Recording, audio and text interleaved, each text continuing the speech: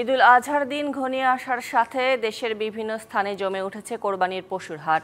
হাটে বাড়ছে গরু ছাগলের সংখ্যা। পশুর হাটের আরও খবর জানাতে রাজশাহী থেকে সরাসরি যুক্ত হচ্ছেন সহকর্মী সৌরভ হাবিব। তিনি আছেন রাজশাহী সিটি হাটে। সৌরভ, হাটে পশু বিক্রি কেমন দেখছেন? দাম নিয়ে ক্রেতারা কি বলছেন, বিস্তারিত জানাবেন। তরুণী, আমি আছি রাজশাহী সিটি হাটে। এই হাটটিকে বলা হয় দেশের মধ্যে সবচেয়ে বড় গরুর হাট এবং এই হাট থেকেই ঢাকা, চট্টগ্রাম, সিলেট সহ সারা দেশের বিভিন্ন এলাকার ব্যবসায়ীরা কিন্তু কোরবানি কিনতে আসেন এবং তারা কিন্তু এবারও এসেছেন এবং যথারীতি ক্রেতারা কিন্তু বলছেন যে দাম এবার স্বাভাবিক, আর বিক্রেতারা বলছেন যে দাম এবার কম। তো এর মধ্যেই কিন্তু গরু কেনাবেচা হচ্ছে।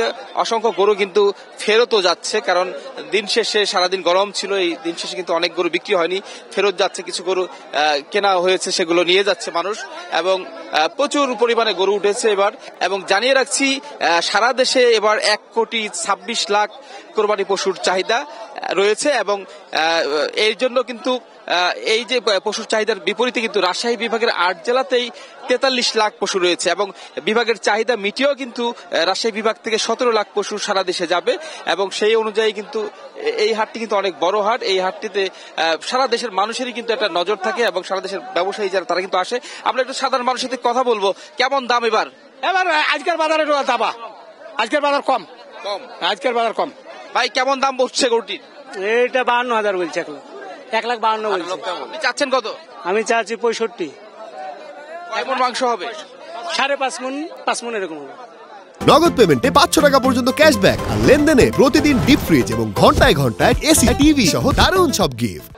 এভাবে কিন্তু মানে যে দাম কিন্তু মানে একেবারে বাজার দরের হিসেবে কিন্তু দাম একেবারে কম নয়, কিন্তু তারা যে প্রত্যাশা করছেন তারা বলছেন যে যেহেতু কোরবানির পশু সেই হিসেবে তারা বলছেন যে দাম আর একটু বেশি হওয়া উচিত।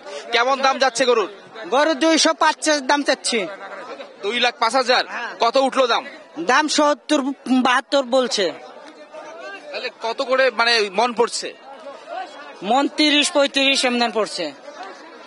শুনছিলেন তরুণী যে এখানকার কিন্তু প্রচুর গরু এবং এই গরু কিন্তু বেশ ছোট বড় বিভিন্ন সাইজের গরু কিন্তু উঠেছে এবং এই গরুগুলো কিন্তু দেশের বিভিন্ন প্রান্তের ব্যবসায়ীরা বিশেষ করে এখানে আসছেন, বিশাল বিশাল ট্রাকে করে এই গরুগুলো নিয়ে যাচ্ছেন, ঢাকা, চট্টগ্রাম, সিলেট সহ বিভিন্ন প্রান্তে নিয়ে যাচ্ছেন।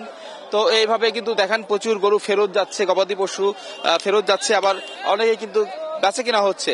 তরুণী, এই ছিল গরুর হাটের খবর। সৌরভ হাবিব, ধন্যবাদ আপনাকে।